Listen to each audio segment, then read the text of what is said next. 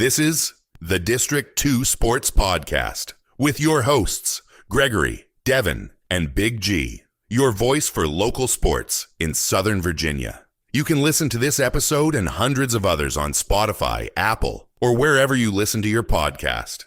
Give us a like and follow us on Facebook, Instagram, and X. Now sit back, relax, and enjoy the show. They're not in my top 12. They're not in my top 12. I told y'all. They're not. Big G got his teams in and they all lost last week. So, how did you get that? I got two teams in and one of them lost. I need to throw one more shout out. I got a shout out to my little guy over there on the left, little Dev. The spreadsheet is back out, and it's back. Oh, you have one for basketball? I got one for basketball. Yes. Really? You're not for Spurs? Okay, yeah. Oh wow. Whoa, So now man, we're going hot now. It's going hot. For anybody listening tonight, anybody paying attention, if y'all don't know, the mob is in the NFL. Not a fan? Not a fan of the lo-fi? That music was atrocious. That was weak. I did not. That was the first thing I wrote down. As soon as it started, I put, not crazy about this.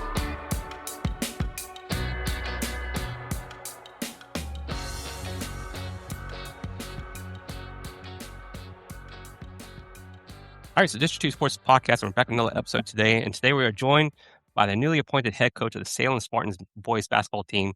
It's Coach Adam Rutledge. Coach, how are you doing today? I'm great, man. Thank you guys for having me on. I'm honored. Well, thank you for taking some time out of your day. I know you're at the beach trying to enjoy yourself, but we're going to hold you hostage here for a little bit with some basketball questions. But you just named last week. It's been like a week. You've been named head coach there. What has it been like for you just as far as the emotion of coming back to a place where you won a state title there in 1999? Oh man, it means the world to me. That city and that community and that basketball program has made me who I am. Honestly, next to my mother and father, my time as a player there and a student there has had the most impact on my life. So to have the opportunity to come back and hopefully affect some lives the same way mine was affected is it's hard to put into words. It's an honor. I'm really excited. Coach, I know Kevin doesn't have a gym named after him, such as one over in Northside. But have you taken the keys away from the gym from him, or will you call upon him to help out at all this year or in the future?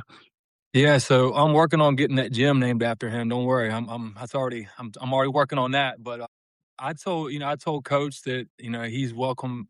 I would love to have him in any time, in any capacity, whenever he wants to do. Like if he wants to take I think Coach he's an incredible human, an incredible basketball guy. He's the kind of person you want your kid to be coached by. And so I told him he'd come back in any role, any capacity he wants at any time. I'd love to have him. To follow up on that real quick, sorry, Greg, I know I'm gonna step on some toes, but anyway, if it had been another job somewhere else, do you take that? I mean, I'm not going to name any other places, but if it's not Salem, do you take it?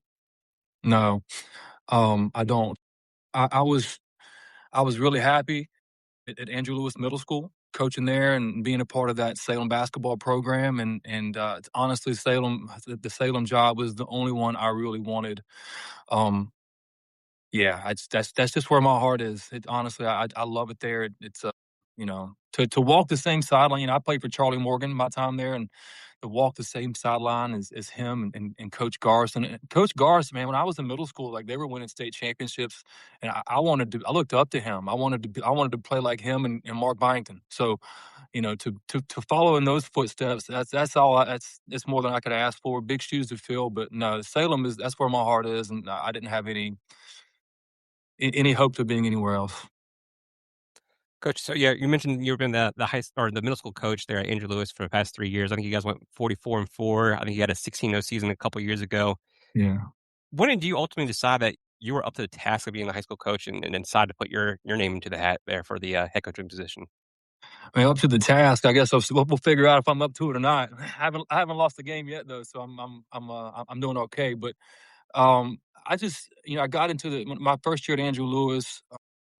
I couldn't imagine myself doing anything other than that. Like I was really comfortable there. And then as the years progressed, and I assisted on I assisted at the JV level my first 2 years at Andrew Lewis, and then last year I assisted Coach Garst on the varsity. And spending time up there, it just got it got my blood going, and I could start to see a path to where if and when Coach Garst ever decided to step down, I would love to have an opportunity. And so I think just spending time up there with those guys, helped me realize that, man, maybe something I can do. Was there any influences or any advice given from like previous, players, coaches, or just anybody in your life say, hey, yeah, I think you should, go ahead and do this? Yeah, I talked to a lot of people. I talked to, my former coach, Charlie Morgan, a lot about it. I talked to my assistants at Andrew Lewis, Ivan Bowles, and Ed Green. And Ed Green, if you guys don't know, I mean, and he's a legend. He won 7 straight ODACs at Roanoke College. I mean, he is an absolute legend, and he was kind enough to help me at Lewis. So, I just I talked to him a lot. I talked to Coach Nunley at Roanoke College. I think the world of him. I keep telling everybody, like, to have a program like that in our backyard is insane. So, I talked to as many people as I could just to sort of get the lay of the land and to see what it was all about. And they were pretty supportive and had my back, and so I decided to throw my hat in the ring. I love. Oh, go ahead, Pidgey. Coach, everybody that steps in as a head coach, I know they take things from others and, use some things from the past and this, that, and other. What makes the Adam Rutledge basketball team?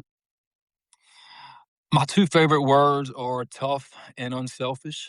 And I'll take this from Coach Nunley. They define toughness as what does it take to break you. And I think he may have gotten that from Nick Saban. I don't know, but anyway, I think that's perfect. And I think that we apply that to is it a bad call or a missed call? Is that what it takes to get your mindset altered in the game? Is it coach getting on you? How are you tough? What's it going to take to break you? And unselfish. I think if we can focus on how can we help our teammates, we'll be a pretty good program. So toughness and unselfishness. I mean, I think those are the 2 things that get me excited about watching basketball. So knowing you, the new kid on the block now, so do you actually roll into a game on the sideline knowing, I'm probably not going to get that call if it's questionable? I mean, are you prepared for something like that? Yeah, I try to stay pretty calm on the sidelines, and I don't fuss at officials a lot. I honestly, like, I've never had positive things come from my experience. It usually doesn't wind up being positive for me or the team. So, I may talk to them here and there, but I think ultimately they try to do the best they can, and I respect that. And again, if we should be so well prepared that a bad call here and there doesn't affect the outcome of the game. No, I found myself in the parking lot watching quite a few baseball games that Gregory and my son played in. But it didn't work out well for me either. So, no. I might be skipping just a hair here, but what can we expect from the team? I mean, are we looking at a half-court offense? Are we looking at a run and gun? I mean, what kind of things can we expect? Or is it too early to let the cat out of the bag? Oh, no. We, I think the game favors the aggressor, and we're going to be aggressive the whole length of the floor in many different ways, and that's offensively and defensively. I think offensively, to me, it comes down to making good decisions and playing unselfish. If we're doing that, I can pretty much live with any shot. And defense, yeah, it's in my nature. And the way we played in high school under Coach Morgan, like, we pressed a lot. Like, it was a lot of pressure, tons of pressure. And my philosophy is, as long as they're not breaking the press and getting layups out of it, if they're beating it and we're getting back and getting a neutral, I'm cool with that. It's the cumulative effect of pressure over 4 quarters that wears teams down. So we're gonna play that way, and we're gonna have a deep bench, and we're gonna use it, and it's gonna be fun to watch, I think. Coach, you mentioned one word just a second ago, and I was trying to figure out how I was going to ask this question a few minutes ago. But when you mentioned the word, it fell in easy. Press. You like the press, and you're going to put that full court pressure. How come? I mean, I've been hearing this for 50 years of my life, basically. How come the old adage comes up, a team that presses doesn't like to be pressed? Where does that come from? It's a good question. I don't know. I would invite teams to press us. I like it when teams press us. because I'm comfortable with our preparation and how we're going to beat the press. But that's a good question. I don't know. I just believe that making teams uncomfortable in any way, is just, I think that's an advantage if you can do that. Coach, I want to mention, we talked about Coach Garst a little bit already, but 19 seasons there, won a state championship there in 2013, I think, as the head coach. When you look back or look at your program, how do you continue that success that he had, but also put your stamp on the program as well? Well, I just think we have to, one of the things that was important to him was just serving the needs of our student athletes. And I think if that's the main thing, if we keep the main thing, then everything else will take care of itself. And that's what one of the many things I've learned from him is just taking care of our players, on and off the court. He's one of the things he had a guy, Coach Stratton, who was a character coach. And I'm trying to get him to stay on because I think it was really important to the program where he would meet with the kids once or twice a week away from the coaches. And I think it's important for them to have that time together away from us so they can talk about, what's going on in the court, what's going on at school, all that stuff. So I think if we keep the main thing, keep the kids, the main thing, everything else will take care of itself. And we mentioned you were a coach there at Andrew Lewis Middle School. Had a really good, 3 years there, 44-4 overall.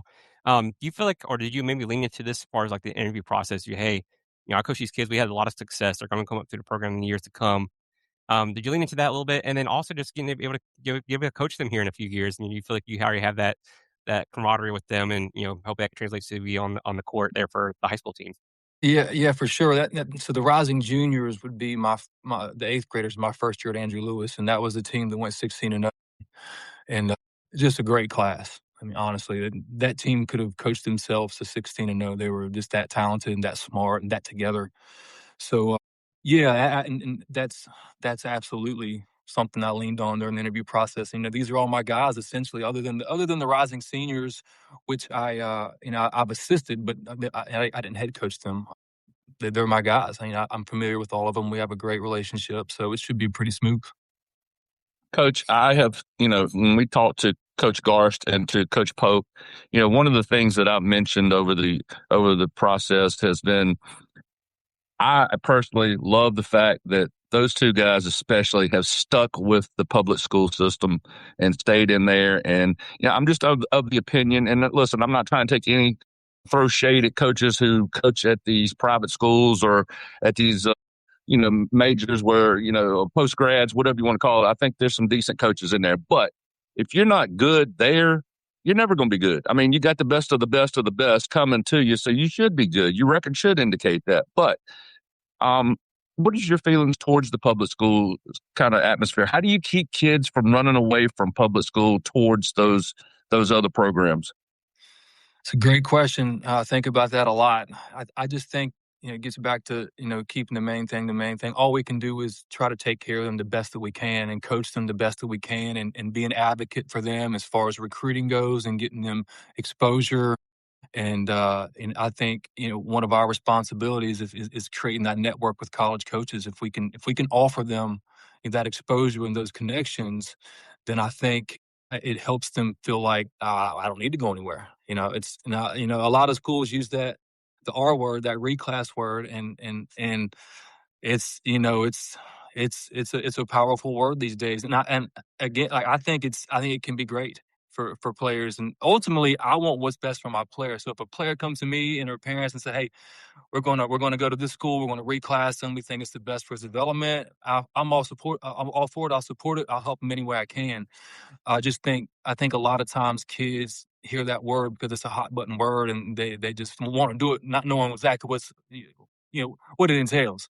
And so I think what's on us as coaches is to make sure that they're educated on all of that, the best that we can. Just I just think we got to take care of them the best we can. If they meet their needs, and that's all we can do. And they have great relationships, authentic relationships. And you can't BS these kids. You can't, man. These high school, you can't do it.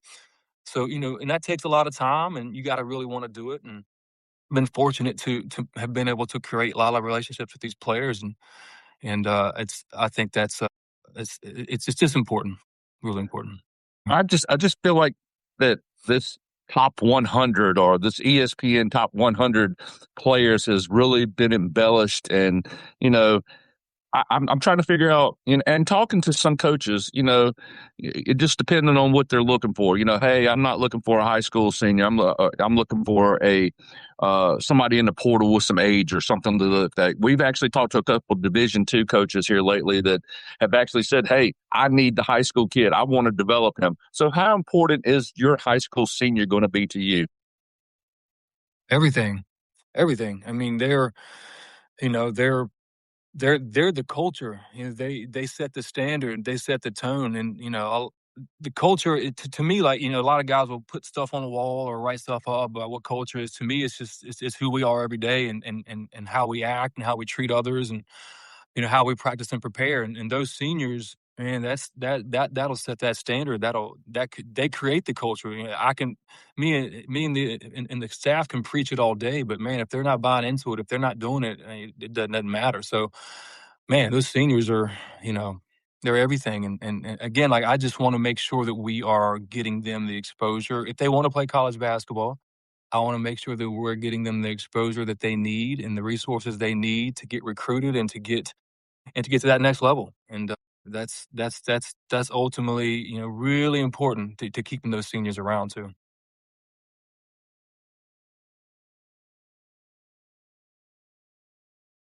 I think a lot of kids get mixed up with D3. I shouldn't say it this way. I guess I think a lot of kids think that D3 is just some glorified high school division. And, we spent so much time with the ODAC in the last few years. It's unbelievable. I mean, you mentioned a name earlier, Clay Nunley. I mean, I can't think of he's one of the best coaches I've ever been around and, ever interviewed.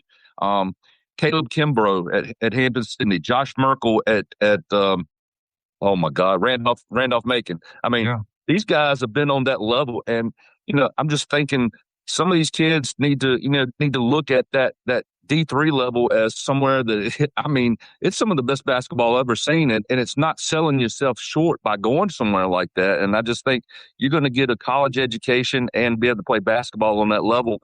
I mean, is that something that you're going to stress there? I mean, just Yeah. Yeah. Yeah, Coach Nunley. I spend a lot of time. I go to a lot of their workouts and practices, and when I'm there, I can't write fast enough. It's that good, and he is an elite coach, and I don't use that word lightly. He is absolutely elite, and he's an elite person. And a player for us last year, he'll be a freshman there next year. Cam Bowles, he's going to play there. And I remember when he got the offer, Coach Garth said, that's honestly, the way we feel about Coach Nunley and his program, that's the equivalent of getting a D1 offer to us, in our opinion. Like, it's that good of a program. And absolutely. Same with, Hampton Sydney, all those, the ODAC schools, man, it is high level basketball. It is high level. And if you don't go watch it in person, like, you can't really understand it. Like, my advice is get out and see some games, because, man, it is physical and it's fast and it's very intelligent and it's extremely well coached. The ODAC is legit, absolutely legit. Coach, I want to ask you about just kind of building up the program, especially through middle school ball, like Salem has. I don't know if many other schools or communities who've openly promoted the middle school basketball. Like Andrew Lewis has. You guys had a lot of success there. How important is it to get those kids early in their development for basketball, where you are going to have that success later when they get to the high school level? Well, I had several people tell me, Coach Garst being one, and Coach Bernard, who's now at Cave Spring, he was on Salem staff for a long time. But they both said that the middle school program is the most important part of your program. Period. Like, is that important? Yeah, it's we have the middle school program that's connected. And it's Salem football's done the same thing for forever. Like, the rec, it starts with rec there. They're running the same plays, the same stuff that they run in middle school and high school. So by the time they get to high school, man, it's second nature. So that's what we're doing with basketball, and it's the middle school. And we also have a really great travel basketball organization, the Salem Generals. And last year we had more more teams than we've ever had, girls and boys. And this coming year, we'll have even more. So it's growing, it's growing. So it's really exciting right now from a basketball standpoint, what's going on in Salem with the support from the community and parents. We're starting to develop that pipeline similar to what football has, which is obviously worked great. They've got 10 or more state championships. They know how to win. So, I will use their template to our advantage for sure. What is it about that area that keeps these kids and these parents and everything interested in Salem? I mean, I'm just going to tell you, as Gregory said earlier, I'm a GW grad. We have suffered miserably over the years, losing to Salem in just about everything. And, Danville has kind of taken this kind of same stance under their wing as far as, starting out with the middle school, then going to the high school level and so forth. But what is it about that area that keeps all these kids so interested in Salem? I think one of them got away and went over to a little school called Glenver at one point in time. I think he's down at Charlotte playing football now, but I think he's the only one that I've ever heard that kind of got away. But no, what is it about the area that keeps everybody so interested in Salem? It's a secret. I can't tell you. Nah, I'm kidding. I'm kidding. It's honestly, Salem. It's just different. I don't, and I'll say this, like, I'm Salem born, Salem bred. When I die, I'll be Salem dead. Like, I'm Salem to the core. So, but it just feels different in Salem. I don't know. I can't put, specifics on it. The community support, like, everybody just pours into the student athletes. There's so much support. It feels like, to me, like, I was a big fan of that TV show Friday Night Lights. It feels a lot like Texas, but in Virginia, to me, in Salem. It's just a different thing there, man. The kids are born and they're like already like wearing Salem football jerseys, and it's just like it's ingrained in them. And my goal is to get them coming out of the womb wearing Salem basketball jerseys too. But it's just different here. It's a wonderful place to be, it's just great. I love Salem. Well, I know Gregory's got a question, but I was just going to add a comment. We interviewed Coach Steinspring over at Roanoke College I guess it was probably about a year ago. And I knew something was up about Salem when he made the comment that, hey, I don't have to really go out and do a lot of recruiting. He said, I can go over to the Salem Walmart and talk to the Salem greeter, and she will know who I need to go look at. Hey, Steinspring's right. And by the way, I think he may be the new mayor of Salem. My man is everywhere. He is the most popular man in Salem. He's got it going on, man. He really does. Well, Coach, I want to ask you, I'm going to take it back a little bit. So I'm going to go back to 1999. You guys won a state title that year. I think you averaged nearly 20 points a game. So you had a really good senior year there. You guys beat Gate City for the Class 2 or 2A state championship there in Norfolk. Talk about that team a little bit and what made that year so special for you and the team. Well, it was part of what makes that year so special is that senior group. We were together for the most part. We played together, from rec up. Like, we were on AAU teams. Like, so that core, this group of seniors, we just played together all the way up, and we went from, like, early on, like, always getting our butts beat in AAU, just getting like about 50 points. By the time we were juniors, the summer of before our junior year, now we were beating them by 20 points. So we just were able to stick together and play a lot together. And by the time we were seniors, it was just such a special bond. And we absolutely weren't like the most talented team out there, for sure. But Coach Morgan, a great coach. I mean, elite coach. Just had us prepared. I mean, he'd been preparing us since middle school. We had Richard Morgan, his younger brother, coaching us in middle school. A great UVA basketball player, and we just were eating up with Salem basketball with the Coach Morgan thing. It was just, and so by the time we were seniors, we were rolling, and we did have, I think every state championship team's got to have help from like just a great athlete, like a pro level athlete. And we had Dennis Haley, who was a junior that year, who went on to play football at UVA and play for the Ravens and I think the Niners for a while. But we had him, and we just I think we went on like a 16 game winning streak to end that season, and it was just sort of magical. Like some luck involved. There's always some luck involved in those things. I think we hit a buzzer beater in the region championship to beat Gretna, and beat Grundy in the state quarterfinal at the Roanoke College Bass Center. I had one of my best games there, and at the time I was committed to play for Roanoke College, and Coach Moyer was there. I remember feeling really good. I think I had 7 threes in that game. Just a great game, but I remember Coach Moyer smiling, and just a good moment. And then we went down to the Scope in Norfolk and beat Carolina in the semis and Gate City by 3 in the championship game. And one of my favorite stories about that championship game is there was a guy named Reggie Brown who was a senior, and he started the year out as a starter. And when the football guys came back, he lost his starting role, and to his credit, like, he didn't pout about it. He just kept making the most of his minutes. And late in that game, Gate City has the ball, and we're up 1, and this is under a minute, probably under 30 seconds. And man, Reggie's in the game, and they make a pass, and Reggie steals it, and falling out of bounds calls a timeout, and wins the game. It ultimately seals the game. And like, I tell this story to all my guys, like, what an incredible story. Here's a guy who's a starter, lost his starting job, like, keeps battling, and then makes a game-saving play for a state championship. Like, what a great story that is. But so it was just a magical season. I think about Reggie a lot, and that was a great moment for him and just those group of guys. And we stayed pretty close for the most part, and we'll get together and talk every year when that day comes up. I think it was March 13th. We'll send pictures of wearing the rings and all that. It means a lot to us. It really does. Coach, I got one myself. Big G doesn't have one, but I have one myself too for baseball. Just had to get that in there real quick. I just want to make sure. Just a stab at Dad. That's all. That's all it was.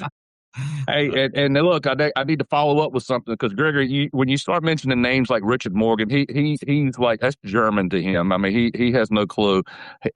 Just to let you know, I was a huge Carolina fan, still am, and I thought we was going to get Kevin Madden and Richard Morgan at Carolina all at one time. Morgan breaks my heart, goes to UVA, and then lights up U-Haul one night against Carolina and scores 39 points and kills us. So just thought I'd throw that tidbit in. He was a freshman. Dude could jump out of the gym too. He was so good, so good. He scored 1,800 over 1,800 points at Salem High School as a basketball player, all-time leading scorer there. And I don't think there was a 3-point line then. I could be wrong about that, but that's how impressive of a scorer he was. I think you're absolutely correct. Yeah, that's it. I mean, that just goes back to like the old days. They talk about Pistol Pete, scoring 4,300 points in 3 years. I mean, God almighty, no shot clock, no 3-point line. It just blows my mind. It just baffles me to this day. Yeah, it's crazy.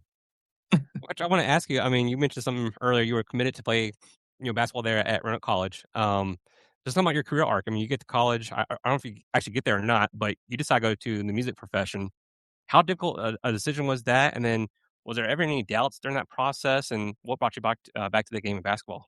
Yeah, so yeah, I spent the first summer playing the summer league with the Roanoke College guys, and I eventually, pretty soon after I got on campus as a freshman, I went and talked to Coach Moyer, and just my heart wasn't in it anymore. I got in the music bug, and I was hell bent on being a rock star, and so I remember having my mom and dad have always been supportive, and they're amazing. But I remember having a big argument in the kitchen the night before I went to quit, college basketball, so anyway, it was a tough decision, and honestly, it's one of the things I regret. And every time I see Coach Moyer, I apologize, because he was, I was expecting, to go into that meeting with him, he'd be upset with me, and he was just so kind. He said, "Listen, I'd love for you to play JV this year, keep you around.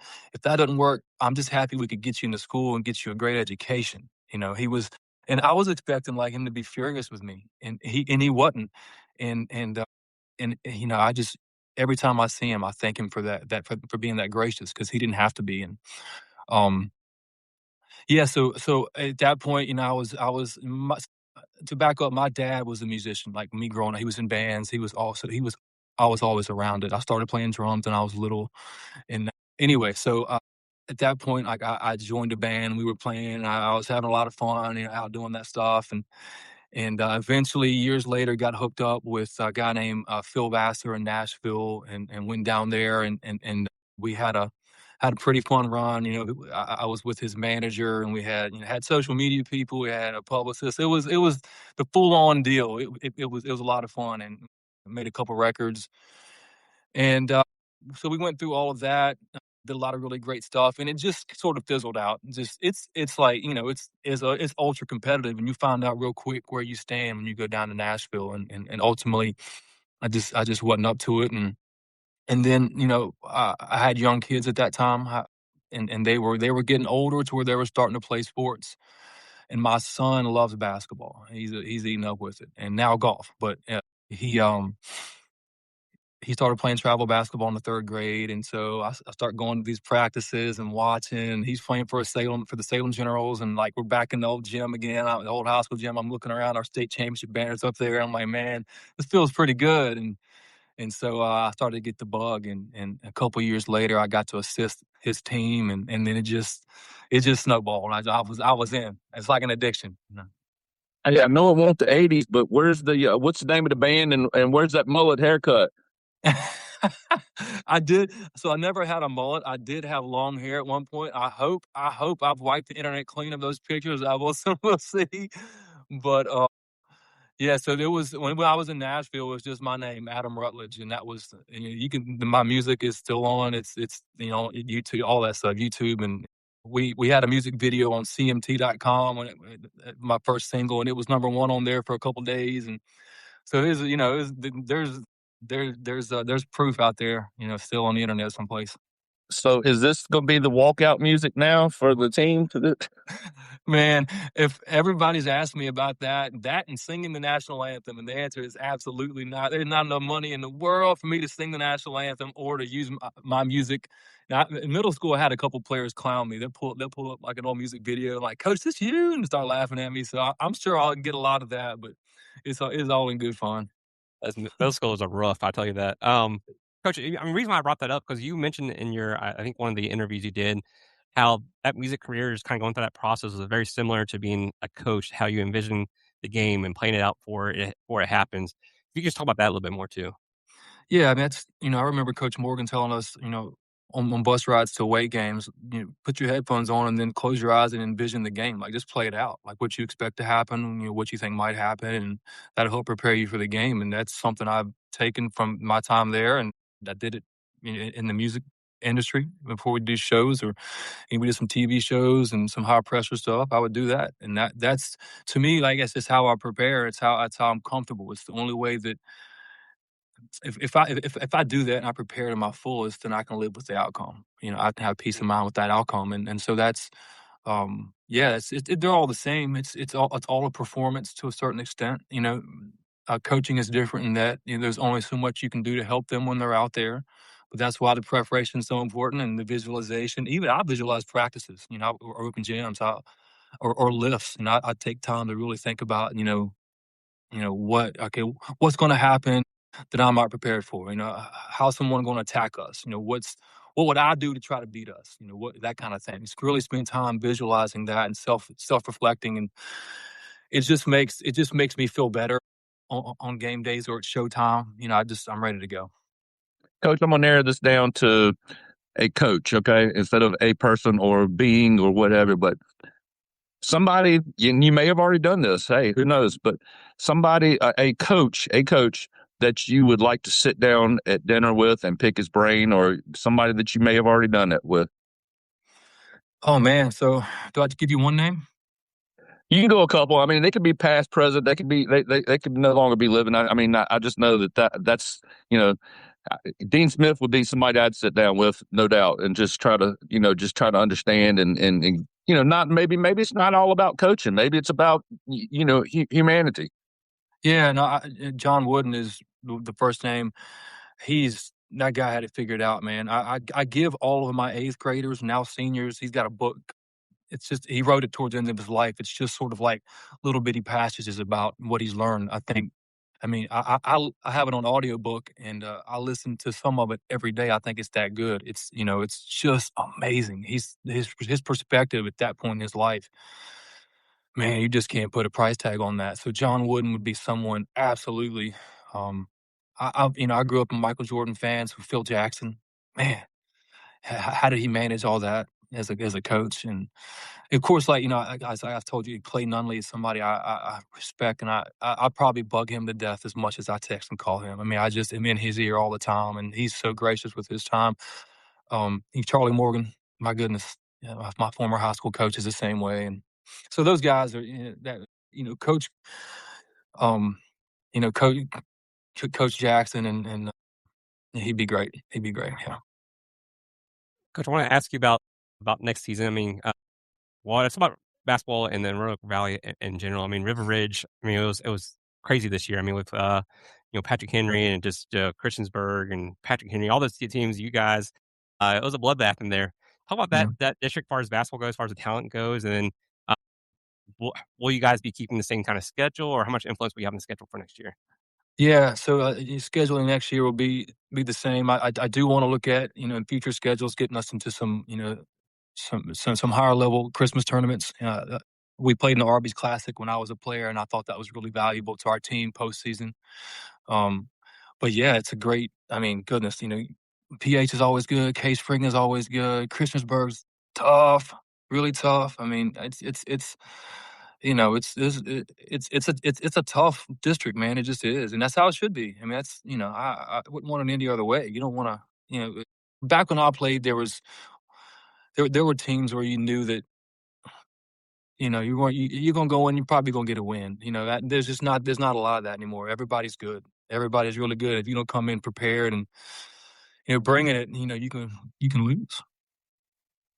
Coach, old District 2 has a Super 12 top poll for the season for basketball. So, yeah, we had some people that were like, "Hey, what are you guys thinking?" And the reason why I say that is Coach Klein from LCA.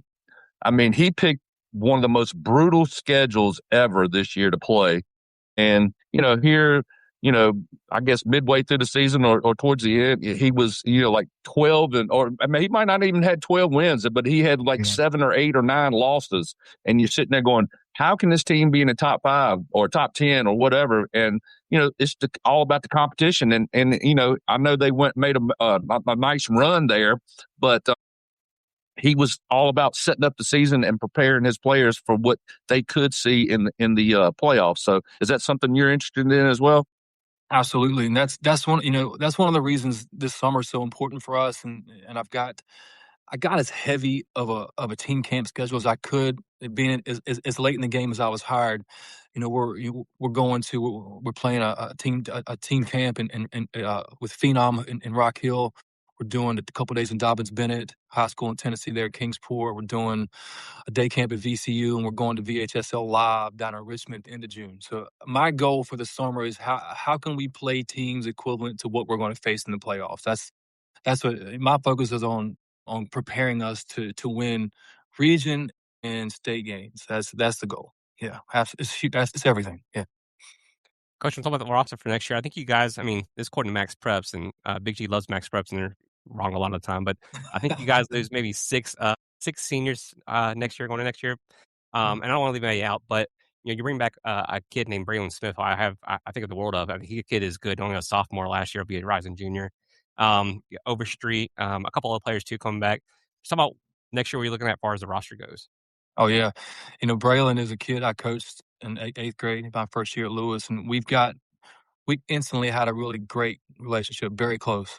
So he's someone I get a lot of feedback from, even in middle school. Like, I want to know what he's seeing out there. He's got great instincts for the game. Like, he really does. Like, he has. He'll say, "Hey, coach, let's switch from this defense to that, or let's run this," and he's usually always right. I mean, he's a high level player, but an amazing kid, amazing mom and dad, wonderful family. So, I mean, I all I've got to do is not mess it up next year. Honestly, with him and Tanner, same thing. Great kid, great family, starting quarterback. I mean, he's a stud. I mean, physically strong, skilled. I mean, smart. Oliver Gilliam will be a junior. He's 6'8", 230. I mean, he can score every level. I mean, he's got a ton of interest from colleges, D1 to D3, and he's having a heck of an off season. A kid named Jaden Rudisell who'll be a junior next year. I call him Baby Durant. I mean, he looks like Baby Durant. He's long and lengthy, and I mean, it's Lob City in open gyms right now. It's a bunch of dunks. It's exciting, but no, it's a bunch of kids. We'll be deep next year, Lord willing, and the roster is football heavy next year, so that's another reason why this summer is so important. We've got to get it. My goal is to get the offense in before we lose them. If we can get that done this summer, then when they come back, we'll get the defense. We'll get the defense going pretty quick. But we're just it's like I said, I just got to not mess it up. These kids will be. They're talented and smart. They're gonna do just fine. I just got to keep the train on the tracks. Hey, Gregory, did you see how he acted when you said something about the roster? He's my new favorite World Series of poker player. I mean, he tried to hide that. He tried to hide that like Tom Palumbo did that time at Guilford when you asked him about the guy transferring from NC State or whatever. I can't remember what his name was, but he didn't. That wasn't supposed to get out very far, to know who was on the roster. So I don't think Bruce is listening today. Hey, bring it. Bring it. So have you gotten to know Jacob Bruce as of yet? So a little bit, yeah. I've talked to him. We crossed paths in the on the AAU circuit, over the summer, and of course I'm really close with Paul Bernard, he's assistant there now. He was with Salem. I love Coach Bernard. We talk, once or twice a week. I think he's just a wonderful person, a great basketball guy, but just a wonderful mentor to me. And so and Coach Bruce was gracious enough to text me when I was hired. So yeah, we know each other a little bit, but I'm sure we'll know each other more over the coming seasons. There's definitely a couple games on the schedule that I've got check marked. And when I played, K-Spring was always the game we looked forward to. It just was. I mean, back when I was a senior, JJ was a freshman, and I remember I thought I was a great shooter. Everybody was talking about this freshman who could shoot, and that kind of made me mad. So every time we play K-Spring, it's a big deal for me. All right, Coach, I got the inside track for you, okay? So we know Jacob from coaching at Dan River. My youngest son played for him for a couple of years while he was here. But so just before tip-off of your games with K-Spring, all you got to do is meet him at half court, with your handshake and say, hey, you look 10 pounds heavier on camera, okay? So just let him know, and it's all yours. That's all you got to do. I'm writing that down right now. All right, he will fold. I'm telling you, he will fold. 10 pounds heavier on camera. I got you. Thank you for that, man. I appreciate it. I owe you dinner. I love that. Coach, last one for me. When you guys take the court next year, whether the first game or the 10th game or the last game, what do you want Salem fans to know about that team or to see that team, how they play? I think it gets back to being tough and unselfish. I want them to see a team that plays that way. I don't want those to just be words we throw around. I want them to play that way. They'll play together. And those are, they're just sort of generic words, but I think they're generic words because that's just the truth. I mean, I think every coach wants to see that. Now, I think our brand of basketball is going to be a lot of fun to watch with the pieces that we have and how we want to play and being up tempo and pressure and all that. So I want it to be entertaining, but ultimately I want them, win or lose, when that team walks off the floor, to be very proud of the players, the student athletes, and how they perform together. My last question, Coach. Best shooter on the team, you or the field? Me. Me. Absolutely, no question. Me. Well, I've talked to a couple people, and we haven't followed through with this as of yet. So maybe this can happen, but we'd like to get up there and find out when your first home game is, and maybe follow you around for a couple hours before the game and just see how the first day or first game in Adam Rutledge's career goes, and maybe do a live report after, if that's okay with you. I'd love that. I'll make sure you guys have all the info you need, and you guys are welcome anytime. I'd love to have you, all access, and thank you guys for all you do for sports, man. It's really great and very much appreciated. Coach, thank you very much.